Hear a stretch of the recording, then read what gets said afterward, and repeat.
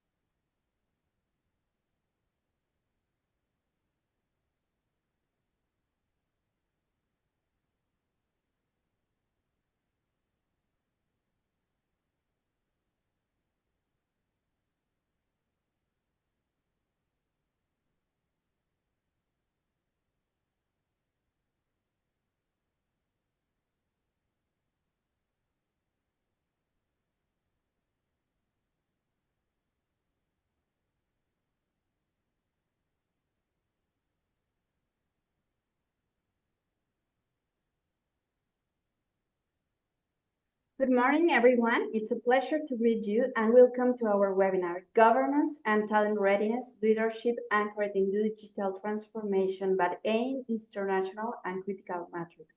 I'm Luisa Vargas, Manager of the Canadian Chapter of Commerce in Mexico for the Western Chapter. And it's my pleasure to introduce you our expert, Daniela Monsalvo and Nim Nadash. Let me tell you a little bit about them. Dani is business manager at AIMS International Canada, representing 30 years of expertise in executive search and talent strategy.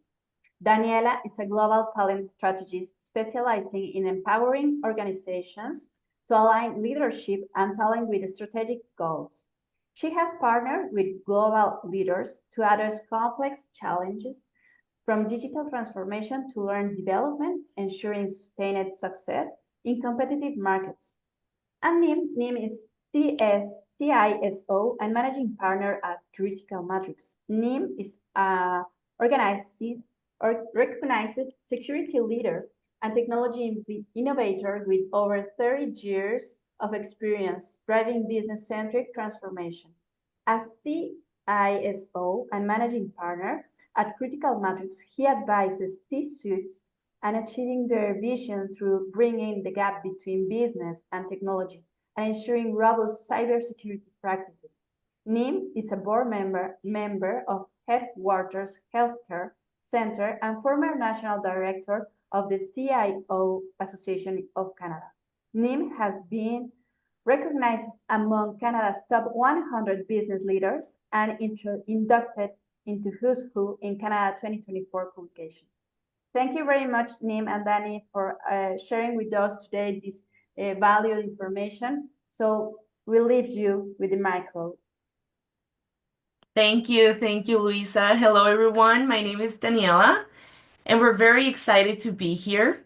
But before we get started, I have one question to ask you.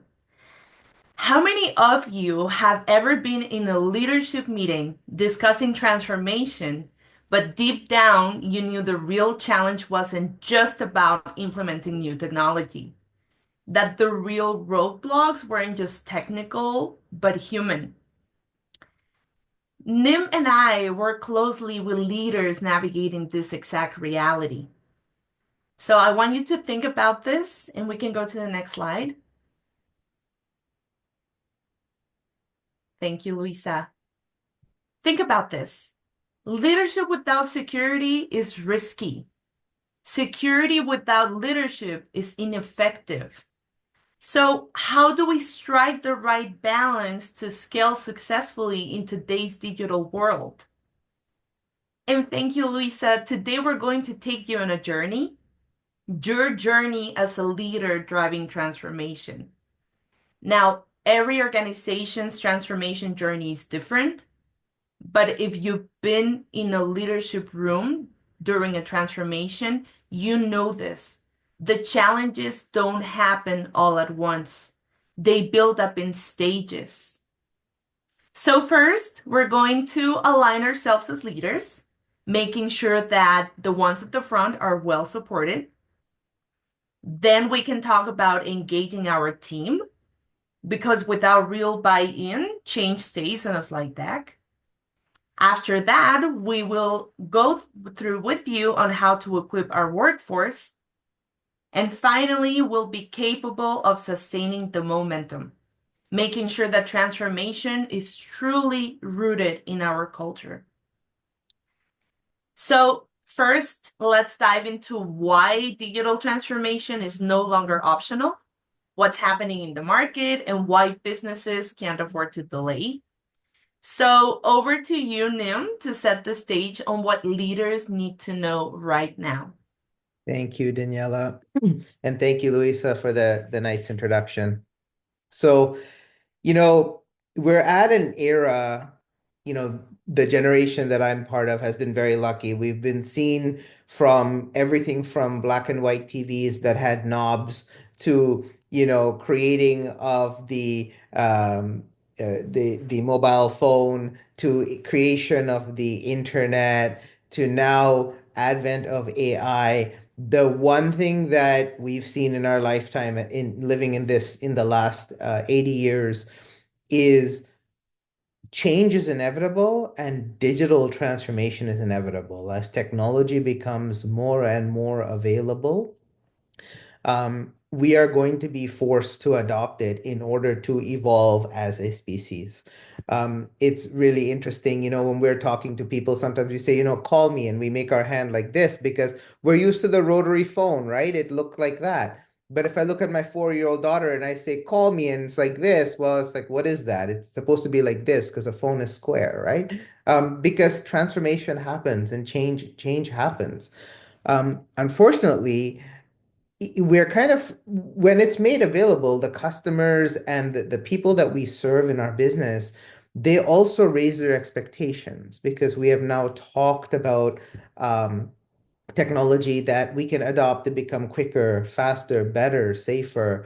And there's an expectation that as large organizations or as small businesses, we have improved our digital quotient somehow.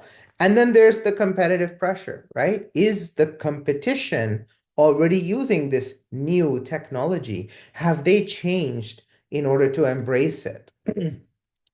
But the sad part behind all of this is a delay in time, right? There's consequences of inaction. I think everybody gets nervous when it comes to, hey, what if it doesn't work? What if it breaks something? And then there's obviously the expense, like, oh my, it's going to cost a lot of money to put in this new tool for our business, retool our manufacturing process, or change our process. But the biggest risk I think we all face with digital transformation is the cost of the delay, the consequence of inaction. Um, you know, in our lifetime, we've seen cyber attacks increase over 300% just in the last 3 years. And 60% of businesses who suffer an attack, they don't come back. Within 6 months, they're usually out of business. And those who fail to transform consistently fall behind and behind and behind until their customers find other options. So one story that I want to share before I finish the regulatory demands piece is how many of you have heard of Mio? You've probably heard of Mio in Mexico. They're a small fintech company. They're pretty large actually, but they have offering in financial as well as affordable phone plans. So Mio was made aware sometime in 2017, 2018 that they have a big vulnerability in their database. Changing it would have resulted in Mio having to go through a major digital transformation to fix this one vulnerability. But in 2024, Mio announced that they have breached almost 2.9 million customer sensitive files for Mexican residents. And they did this from 2017 to 2024. Everything, scan of ID, passport, driver's license, voter ID, even the selfie that you took to validate that your ID is you got breached. And this happened because of inaction. The cost of transformation, the risk of transformation, the fear of, maybe this will be bigger than we can swallow. Well, they didn't tell anybody, they didn't deal with it, they got breached, and then they were forced to do it. So the important part is that, we learn to shift our mindset, and we're usually forced to do that through meeting regulatory and security demands. These are things that exist today in order to support us better, to give us a reason why we should make the change. Compliance, the consequences of not being compliant, what happens if you breach your customers' data. These are all standards which we all need to be held to. Thanks, Luisa. Next slide.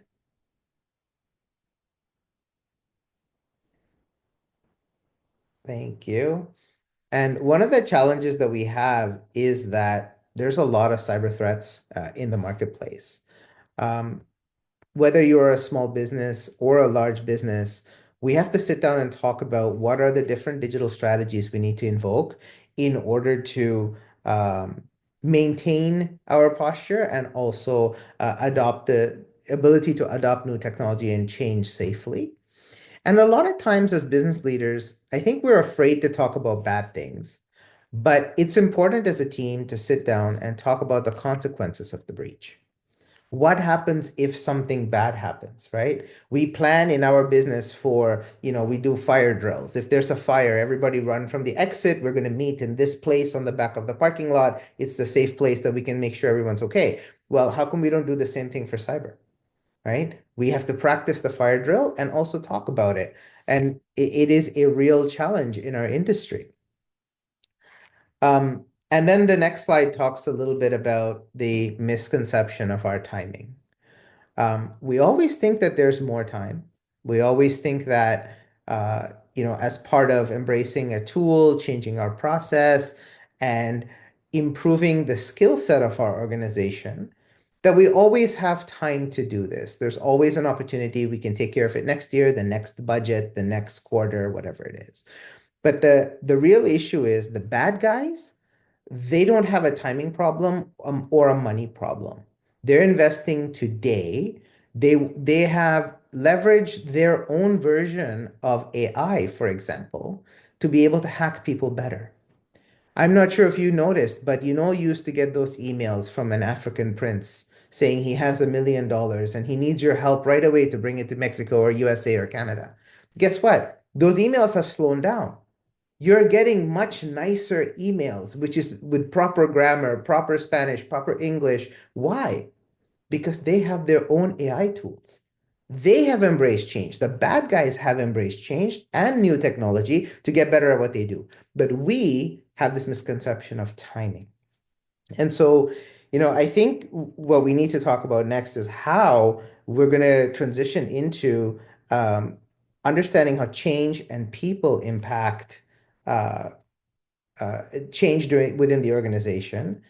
And Daniela, I'm going to hand it over to you to talk about that, the human transition. Thank you. Thank you so much, Nim. And if there's one thing that's clear, it's that when we talk about digital transformation, it isn't just why we need to transform, it's how to do it effectively. So I want to take you through the challenges behind making it happen. Okay? And if one thing is clear and brings us all here today, is that things don't just happen in a strategy deck. They happen in the way people adopt, adapt, and align with new ways of working. And that's exactly where most organizations struggle. Not because they lack the right tools in the first instance, but because they haven't addressed yet the gaps in leadership, skills, and change management that really make transformation sustainable. As a matter of fact, and I think you uncovered this very well, Nim, triggering transformation is usually the best catalyst for uncovering existing gaps. Technology is moving fast. And yes, we hear that all the time as leaders, right? We need to be ready. But readiness isn't only about tools and security frameworks, it's about the people. And that's where many organizations struggle. So we can go to the next slide. Thank you, Luisa. And we want to stop and ask you, do any of these sound familiar to you? Thank you, Luisa. We can go to the next slide. You see, we hear leaders all the time struggling with misalignment at the top, skill gaps in their teams, resistance to change that can slow everything down. Thank you, Luisa.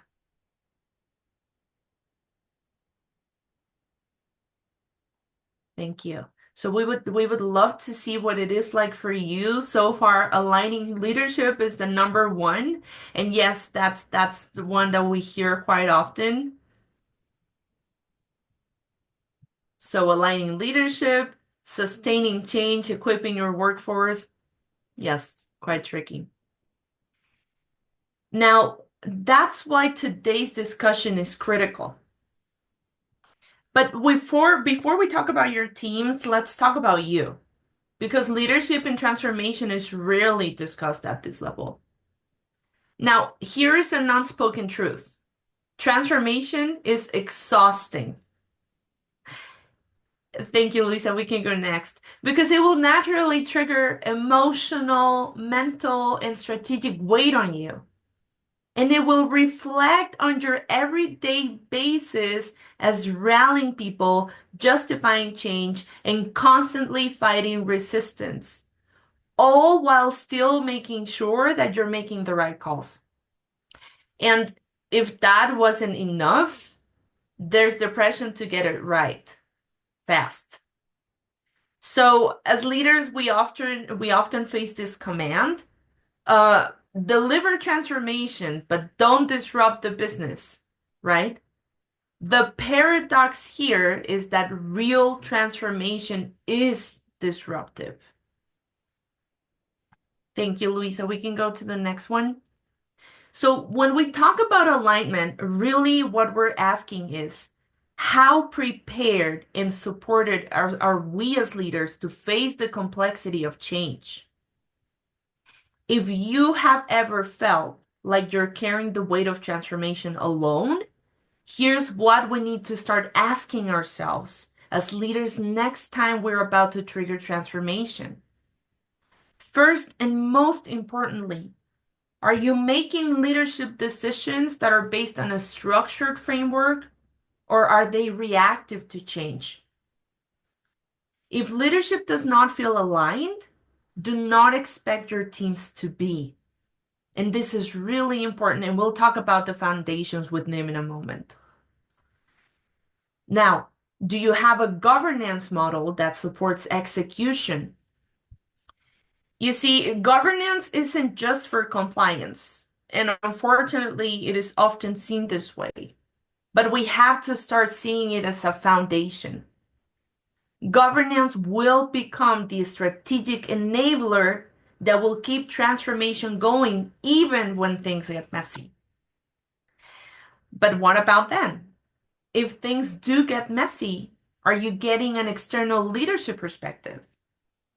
You see, the most successful leaders don't navigate transformation alone.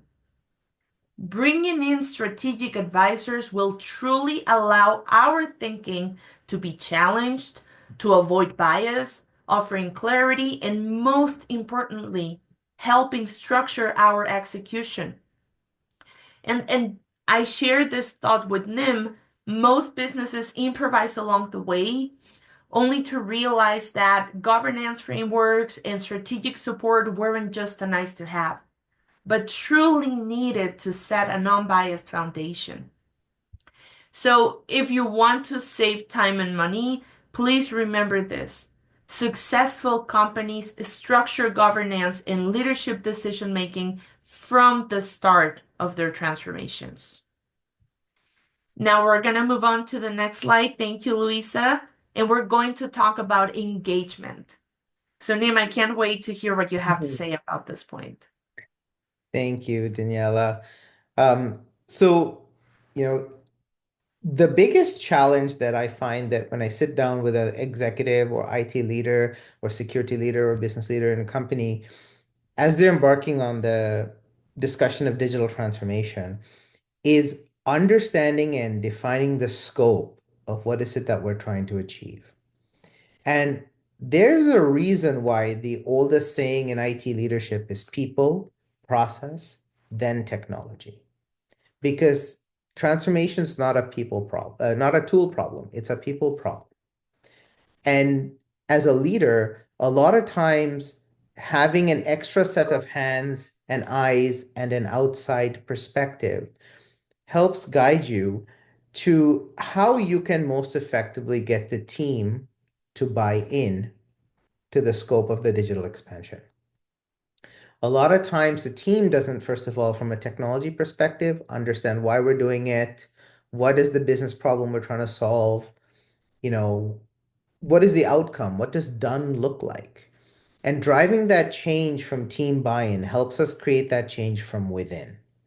This is absolutely imperative, especially as a tech team. The moment we start taking a tool perspective, the joke I make when I talk to CFOs, I say, when was the last time you're in the kitchen making a coffee or a tea and you're talking to your colleague and you say, Excel is an amazing tool. Oh my God, don't you love Excel? Like, when was the last time you sat and talked about Excel in a circle? Never, right? You talk about the outcome. Did you see our balance sheet? Did you see how much revenue we made? And this is the perspective we need to start taking from a technology leadership perspective. It's nothing to do with the tool. Let's talk about the people and the outcomes so that we are truly focused on, the why behind what we're doing. The digital scope has to be well defined. Are we adopting technology? Is the purpose driving this for platform and marketing? Is it because we want, during COVID, our organization got a lot of requests saying, hey, remote services. Our customers are remote. Our employees need to be remote. We can't be together in the same room. So how are we going to make our services available and functional in a remote capacity? And then there's the security wrapper, right? So it's a transformation is a delicious candy, but it has to have its security wrapper to mitigate all the risks that go with it. How do we get there? It's understanding the framework. So we don't have to pick something complicated. You hear that there's ISO 27000, NIST, CSF. There's tons of structured guidelines that we need to follow. We have to pick something that is appropriately sized for your company. Obviously, if you manufacture airplanes, then it's a different story. We have to talk about ISO and some of the higher standards, ITAR and CGP. But then if it's, if we're talking about simple manufacturing or we're a small fintech finance company, we can right size that guideline. But that guideline that you choose is something you have to stick to, almost like a checklist that we have to comply with all these things. Policies. Policies are important because it's what tell people what are you allowed to do and what are you not allowed to do. I call policies the manners behind security because that you have to greet somebody standing up when you shake their hand. You don't sit down and shake somebody's hand. So these are basic manners that we're taught as a kid, but policies are the manners behind cybersecurity. What is the acceptable way to behave? So policies are 100% important to have created as part of this change journey. Vulnerability assessment and protective measures. If you don't know your weaknesses, you don't know the risks that exist within your company. So as you embark on any type of cyber change or technology change or tool change, understand the blind spots. When you buy a house, you hire a home inspector. You tell the home inspector, take a look at this. It's a big investment. We're moving my family into this. And they're going to tell you, the roof is good for another 3 years. The door is not good. You have to change the plumbing, whatever. But at least you have those list of vulnerabilities and you know what you need to do next. And lastly, incremental, next slide, please, Louisa. Um, incremental versus comprehensive. This is, those of us on the call who have gone through a big CRM or ERP, we call it big bang, right? You just boom, turn everything on. But you don't have to transform overnight. There's a lot more value in small changes over time than it is to do one big change in one moment in time. And so one of the biggest importance here is the impact this kind of change has on people, the leadership behind the organization, as well as those who are doing the transformation and those receiving it. So it is really a very important element to change management. And, we talked about at the beginning why team buy-in is very important and the change has to come within the organization. But as leaders, we have to be the change that we want to create. We have to act like a duck, talk like a duck, if you want the company to become a duck. And leadership plays a very big role in managing talent and creating the mindset of the organization. So with that, Danny, I'm going to hand it over to you to share a little bit about that. Thank you, Nim. This is very interesting, and I do agree with you that once we have recognized this, the next layer of complexity comes in leading others through transformation, aka how we like to call it, are your teams actually bought in? And first off, I want to bring this to the table. We assume that resistance only happens at a team level. But in reality, sometimes the biggest hesitation comes from the people sitting around the executive table. So that's when engagement really plays a role. Now, on paper, your leadership team might be aligned. But what happens when it's time to execute? And I really like this picture because it really reflects very well. Are priorities truly shared, or are teams pulling in different directions? Now, what about our workforce, right? Here is something we often misunderstand. People don't resist change. They resist uncertainty. So if they don't have the clarity that comes with frameworks, change management, policies, and all of the above, they will create their own version of it, which usually means sticking to what's familiar. So in our next slide, what we want to acknowledge here is that resistance to change doesn't always look like outright defiance. It often hides in plain sight. Now, what can it manifest like? It's usually subtle behaviors, delaying decisions, disengagement or withdrawal from collaboration, and of course, the passive non-compliance. So we're sharing another poll here. We would love to see what resistance look like in your workplace. I'm sure many of you will feel identified with some of these. And while you answer, you'll probably wonder if resistance hides in plain sight, then how can we open conversations that uncover its roots, right? So let me just tell you, your number one answer was delaying decisions. That costs money. That costs time, right? Reduced collaboration is also very tricky. Does my colleague not know how to do things? Does he not want to do things? It's a very thin line, okay? So how do we get the real buy-in? If we go to the next slide, the first thing that we want to address here is anticipate resistance before it shows up. If you're waiting for pushback to happen before addressing it, you're already too late, okay? So you have to start by building leadership consensus first. How does this happen? You ensure that your leadership team is aligned before messaging reaches your teams. if your executive team is not fully bought in, all you are doing is pushing change down, and the change will not stick. Now, another very important aspect, and Nim has also addressed this throughout, is communication.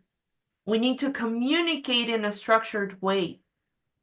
As tempting as it is, let's not fall into the old trap of making transformation one big announcement. The key is to structure team buy-in as a process. How? Well, this happens through continuous, intentional conversations.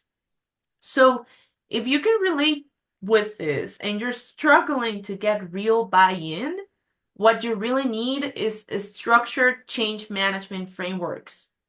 Ones that will make team adoption a step-by-step process. This will also allow us to secure the consensus that all areas are aligned. Okay, so this is why engagement really matters. Now, engagement comes with equipping. So if we go to the next slide, now we're going to take you on this part of the journey. Is your people really set up for success? So we've talked about how as leaders, we can struggle with transformation at a personal level. We have also uncovered why transformation stalls when it comes to leading others. Now, the question here is, how do I equip my teams for success? And the first thing that we want to address today is the skills gap, which is always a tricky item in the HR list. Because as it turns out, it's not just a matter of having the right technical expertise. What's the biggest issue here? Most people don't lack skills. They lack context first. Okay? So I'm sure you can relate to this. How often does your team come up and say, hey, we need more skills? When in reality, they need more clarity on how their roles are changing. Now, when I say this, what I mean is they don't just need new capabilities before they can see themselves and understand how their roles fit into this digital future. Without that, and I want to stress that, training will not change behavior. Okay? So if the pieces of training I give to my people, my leadership modeling, and the daily workflows that they are provided with do not reinforce and help them contextualize the purpose of change, people won't adopt it, no matter how much we tell them that this is the future. So I want you to think about the pillars that we are addressing right now, and then think about the last time your organization rolled out a transformation initiative. This is not a poll. I just want you to stop and reflect for a second and think about, where did you struggle the most? Okay? So I'm going to speak from a people perspective to set the foundation on then how to technically prepare my team, which I really can't wait to hear on you, Nim. But first, let's talk about, how do I equip my team for change? Okay? So, as said, and okay, thank you, Lisa. We can stay on that one. So, as said, do not just train for new skills. Train for new roles. We can stay on the last one, Lisa. Thank you. Thank you. I really like that picture. So don't just train for new skills, train for new roles. Okay? Employees need to see how their jobs will evolve in this transformation. And we cannot stress this enough. Your employees will often be asking themselves, how will this transformation change my daily workflow, my expectations, my responsibilities? Now, if we don't take a step back and do the right frameworks, we won't be able to be clear on how this will reflect in their job descriptions. So please remember this. Clarity is everything. Okay? Now, How can we accomplish this? It is key to making learning adaptable to real workflows. So what we're trying to say here is training has to fit into the actual way that people work, okay? It needs to make sense on an everyday basis. How do we get there? Well, we have to start by creating competency pathways. In other words, not generic training, okay? If you start embedding competency frameworks and cultural adaptation initiatives together, your teams won't just be technically ready, they'll be mentally ready for what's next. So keep this in mind, and we can go to the next slide. Leaders don't just train employees, they prepare them for transformation. Now, how do we ensure that transformation isn't just a technical process, but a people-driven one? We're going to talk about securing the foundation. So I want to pass it over to Union to break down on how organizations can ensure that these transformation efforts are not just fast and efficient, but they are also secure and resilient. Thank you, Danny. I want to echo on something that Daniela said, guys, and this is why I love doing webinars with Daniela is and talking with her. She has these amazing one-liners that she comes up with. Training does not change behavior. Context does. That is very, very powerful. So when you're on the next slide, Luisa, we're talking about leadership's role in cyber resilience. You know, Fast and Furious never worked because you you miss bringing people along the way. As a leader, you can always get to the end very quickly because as a leader in an organization, uh, people usually fear you. People authoritatively just listen to what you say. They don't care because they get their paycheck. I'm happy. I don't care. I'll just do it. But once you get to the destination, if you are not paying attention to your journey, you may lose all the value along the way. And this is very true about technology and cybersecurity transformations. I'll give you a story about a 3,000 user company. They're a global organization in media and gaming. Their leader decided, you know what, AI, everyone's talking about AI. We're just going to roll it out. It's just a tool like Excel. We're just going to roll it out. No problem. Within 3 weeks, they were hacked. Employees did not know how to use it. They were able to search, they use it for gossip. They were asking questions, who is the highest paid employee in this company? They were getting the salary report. They were snooping on things that they were before could not get answers to. And as a result, they had to very quickly shut it down and rethink their approach. And a lot of times as leaders, we think that, oh, we have this beautiful highway, like in this company, AI was the highway, change management, creating context and assigning context to value to people. These are speed bumps. It's going to slow us down. It's going to slow us down. But it's the actual opposite. So when we started over with this organization, it was talking about a roadmap to what are the skills that you need. How are we going to put this in a matrix on what are the capabilities, what are the competencies, and who are the roles in the company that need them? And then how does this competency and capability matrix map to culture? And that is the retooling that we had to do to focus on creating a culture of security. Because it wasn't just about the tool, it was about the why, the how, and then the what it's going to provide.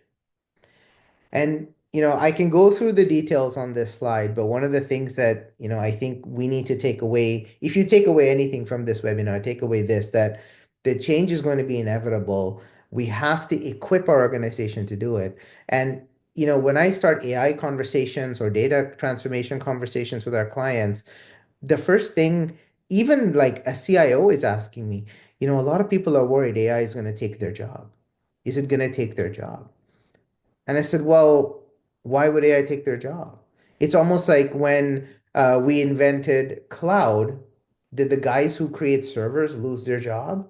No, they got to build bigger, better servers that are hosted in a bigger data center, which we called it the cloud. So I had to change his mindset around change so that we can build a culture of security, a culture of transformation within that organization. So, with that, Danny, I think it's important to talk about once you transform and you go through this process, how are you going to sustain it? How are you going to maintain it? Because if you don't have the right people leading the change and you quickly get to the destination, once all the dust and the smoke settles, you're going to be left with nothing from your journey. Mhm. Yeah, absolutely. I think that you're really, putting the finger on the wound here to say it one way, but let's say, and we can go to the next slide because this is the most important part of your journey here, okay? Let's talk about sustaining. Let's say you've done everything right. Your leadership is aligned, your teams are engaged, and your workforce is equipped. But here's the biggest challenge, and that's why we do want to stress if you can take something out of the webinar, let this be it. How do you keep transformation from fading? Now, I'm sure we have all experienced this very particular frustration of watching my team slowly reverting back to their old habits, despite all the effort that was put into change, right? So I'm sure if you think about your own transformation initiatives, there's been some blockers here that you can identify yourselves with. So we want to share this in a nutshell because this is foundation really. We need to align leadership behaviors with transformation. So Nim said it at the beginning, right? Everything comes from the top. Culture starts at the top. If leaders don't model change, it's really hard for the team to be able to identify themselves, relate, and engage with what this is supposed to look like and it's supposed to feel like, right? Now, it's not always easy. We know that.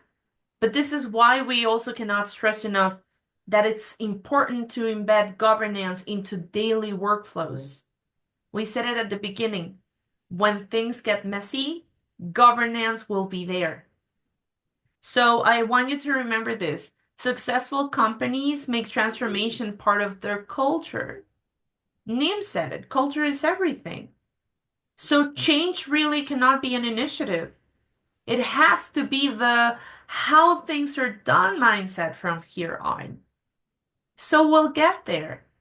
How? I want us to take a moment to think about resilience. We hear that a lot. But think about operational resilience. What does this mean, right? Okay, the best companies don't just change once. That's the truth. They build the capacity to continuously evolve without disruption. So we want to ask you a question. Are you building changes and are you building a company and systems that can keep evolving? That will be your thermometer to how mentally ready and not just technically ready your company is for what comes next. Now, I'm sure we're all wondering, what does a well-executed model look like? One that will be sustained over time, one that will be able to change when needed and be able to continue laying over the foundations. Nim, tell us, what would this look like? Thank you, Danny. So, culture, fostering a culture of security within a technology change organization starts with being able to protect that change. You can build an amazing house, but if you don't put good quality locks and you don't have good quality alarm system and know how to turn the alarm on and lock the door, you don't actually have full security. You might have the alarm, you might have the door, but if you don't lock it, that was your fault, right? So creating that culture of security is very important. Um, Training and engagement. So training is absolutely imperative, but it should be training that is engaging with a purpose. Because if the training does not create context, your training will not stick, it will fail.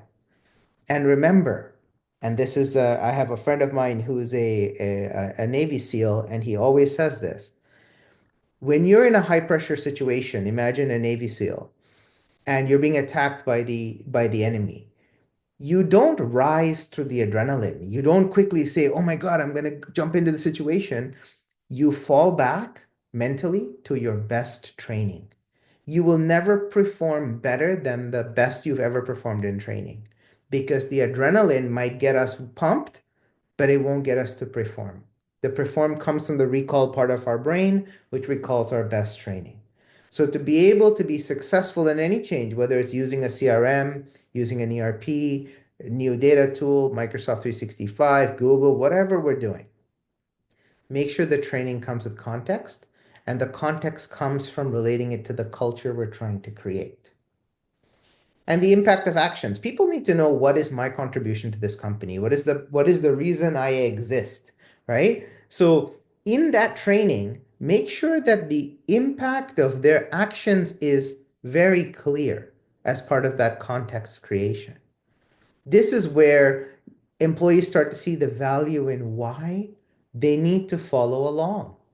Daniela mentioned earlier, there's going to be people that are going to say no, and if you're waiting for the pushback, it's too late. You have to get ahead of the pushback. And one of the good ways of getting ahead of the pushback in any digital transformation is start understanding that change impact matrix. How is my role changing? What am I going to do differently? And spending time with those employees who are being impacted, because you're going to detect the pushback when you start talking about it way at the beginning before you see it at the end. And this is why I keep saying the journey is more important than the destination. We can all rush there, in our fancy car as fast as possible, but then when you look back, it's going to be a mess, right? One of the things that I will recommend as fail-safes for this is understand how you can augment fractional leadership. If you are having your day job and going through digital transformation, having a fractional advisor on board tremendously helps you as a leader and the organization to stay focused on that change goal, right? People don't need to lose their jobs, and we need to create that sense of security for people. But then how does that tie into upskilling and creating governance around that upskilling so people understand, hey, this is how the change is going to happen. This is my contribution to the change, and this is where I'm going with purpose. And cross-functional collaboration. Nothing feels safer than living in a nice neighborhood where you know all your neighbors. And in your company, cross-functional collaboration during change, where there's a lot of uncertainty, like, hey, I don't know, is Danny going to get my job? Am I going to get Danny's job? You create that cross-functional collaboration because then I'm going to hear from Danny, what is her role? What is her purpose? And Danny's going to hear from me, what is my role? What is my purpose? And we're going to be more effectively functioning because we're performing together and we've created that sense of culture and community. So that I think is very important. And, Danny, we're all on different parts of this journey, right? Mhm. So I'll hand it over to you to find out where this group is on their journey.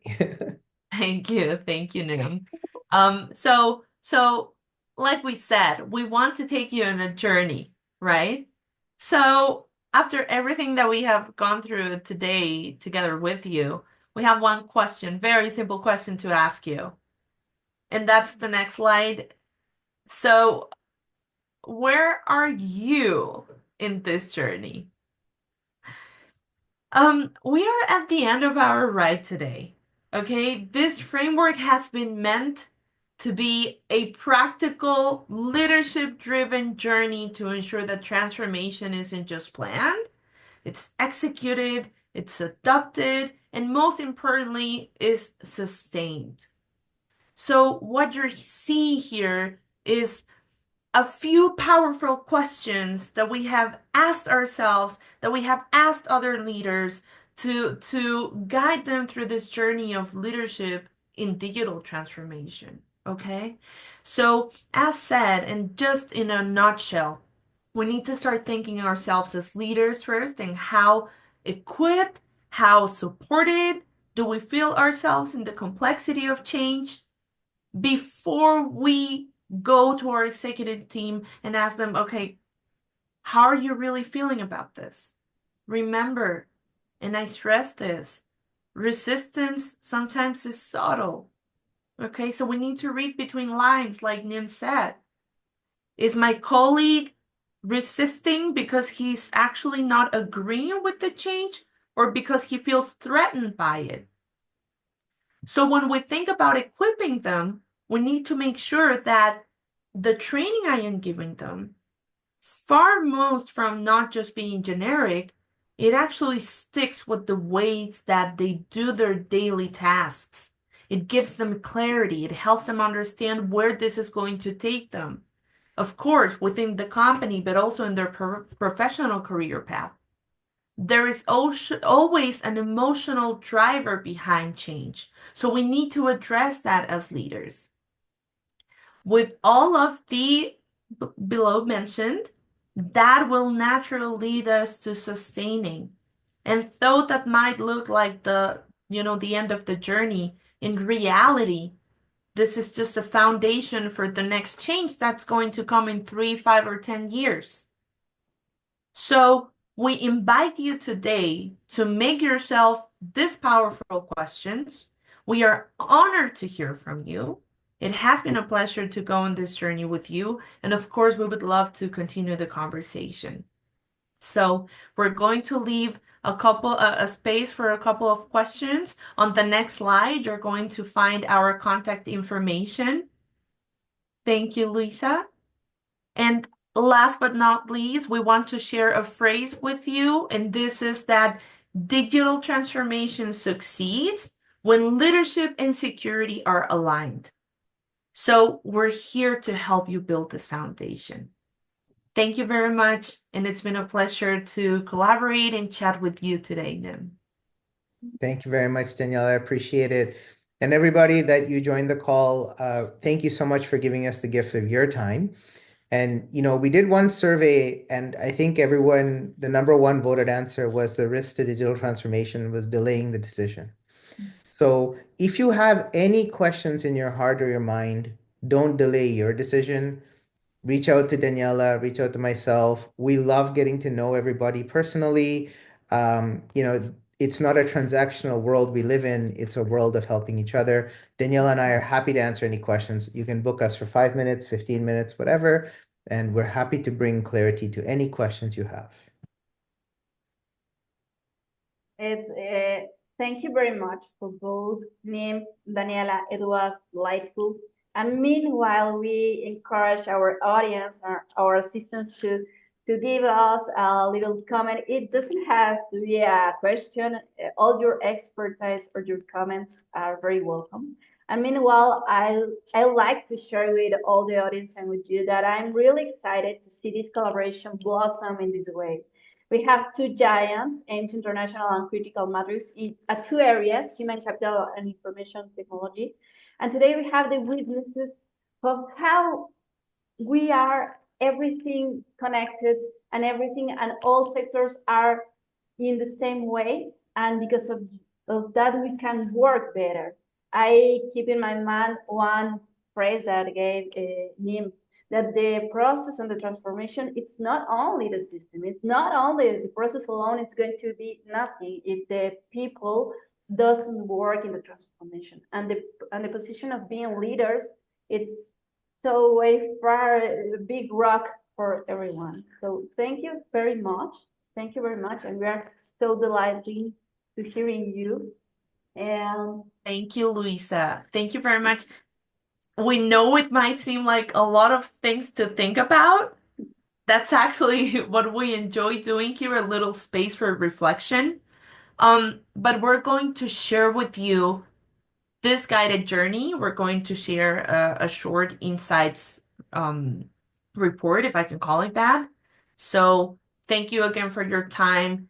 Thank you for joining us on this journey. We're sure that we're all on different stages here, but just as mentioned at the beginning, though every company's transformation journey is different, it always builds up in stages. So ask yourself, where am I in this journey? Where am I struggling? What can I prevent? How can I equip my team? This is the kind of questions that we want you to take today. And like Nim said, we would love to chat with you, collaborate with you, and thank you very much for your time. It's been a pleasure. Thank you, everyone. Thank Thank you you. very much. Thank you, Tania, David, and Palmo. Amazing presentation. Thank you so much. And from Fernando, relevante información. Muchísimas gracias. Well, Thank you. so thank you very much again. I don't know if you have any final comment, phrase. It was huge. Well, thank you very much. If you have any last comment, so to continue with the final at the end of our webinar. Thank you, Luisa. Just to say that you can expect to hear more from us. We know that there's many of you that are equipping yourselves, so that's where it all starts. So thank you. Okay. Thank you very much. Thank you. Have a nice day and see you soon. Bye-bye. Ciao. Ciao.